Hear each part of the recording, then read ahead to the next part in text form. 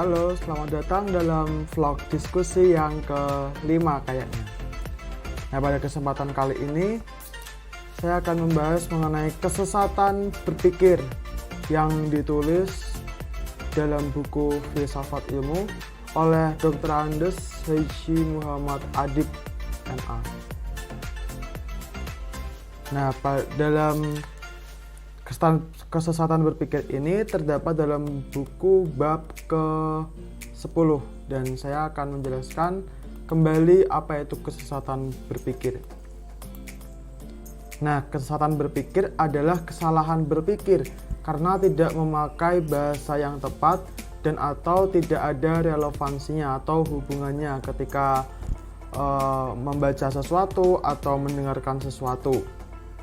Nah, bagi John Locke, itu seorang pemikir abad 17 kalau nggak salah, kesesatan berpikir dapat termanifestasi dalam perilaku seseorang.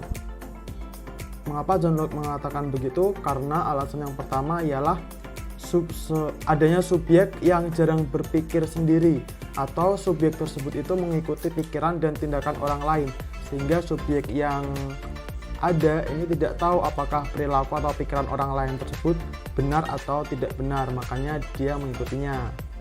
Nah, alasan yang kedua karena seakan-akan menghargai rasio tetapi kenyataannya tidak sama sekali.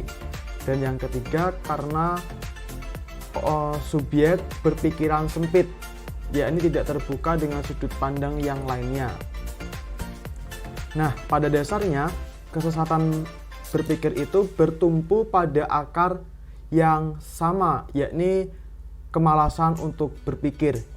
Dampak dari kemalasan berpikir ialah cenderung bersifat dogmatis atau sesuai dengan teori, mengabaikan keragaman perspektif, yakni berpandangan sempit, tidak menerima perspektif yang lainnya, dan kehilangan kemampuan distansi. Kemampuan distansi adalah kemampuan seseorang untuk menolak atau seakan-akan tidak patuh dengan adanya irasionalitas atau sesuatu yang tidak sesuai dengan rasio. Itu kita tidak mudah takluk pada sesuatu yang di luar rasio.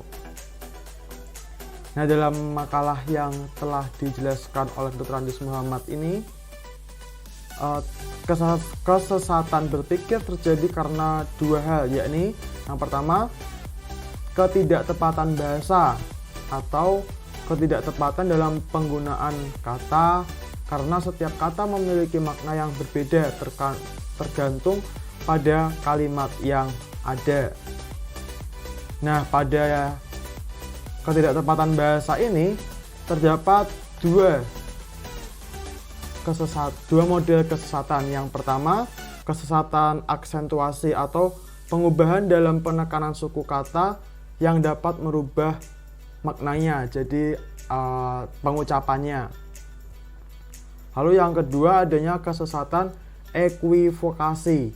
Nah, kesesatan ini terjadi ketika pergantian arti dari kata yang sama, terus ketika konstruksi gramatikal yang tidak teratur, dan ketika mencampurkan arti kiasan dengan arti yang sebenarnya, sehingga terjadi kesesatan equivokasi. Dan yang kedua, kesesatan berpikir terjadi karena ketidaktepatan relevansi, yakni tidak ditemukan hubungan atau kaitan antara pernyataan atau asumsi dengan kesimpulan yang diambil, walaupun secara sekilas ada hubungannya dan membuat orang terkecoh. Jadi tidak sesuai antara pernyataan dengan kesimpulan yang didapat. Nah, pada ketidaktepatan relevansi ini terdapat banyak contoh, banyak klasifikasi yang menurut saya sangat susah untuk dijelaskan kalau Anda tidak membaca sendiri, karena modelnya ini menggunakan istilah-istilah bahasa Latin yang kadang sulit untuk kita jelaskan kepada orang lain. Nah, lalu tujuannya mengapa kita perlu mengetahui atau mempelajari tema tentang kesesatan berpikir ini? Menurut saya ini sangat penting dan wajib kita pelajari bersama-sama supaya dapat diterapkan dalam kehidupan sehari-hari atau dalam mempelajari cabang ilmu yang lainnya, sehingga tidak terjadi kesesatan berpikir karena salah menafsirkan atau salah menyimpulkan sesuatu.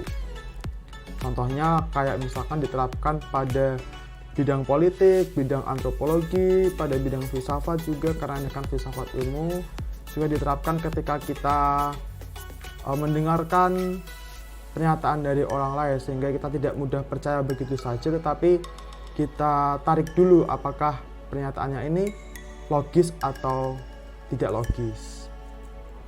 Nah, untuk pesan dari saya, rajin-rajinlah berpikir supaya tidak terjadi kemalasan berpikir, karena kemalasan berpikir dapat menyebabkan kesesatan berpikir. Begitu dari saya untuk kesempatan kali ini tentang kesesatan berpikir. Terima kasih, sampai jumpa di vlog berikutnya. Dadah.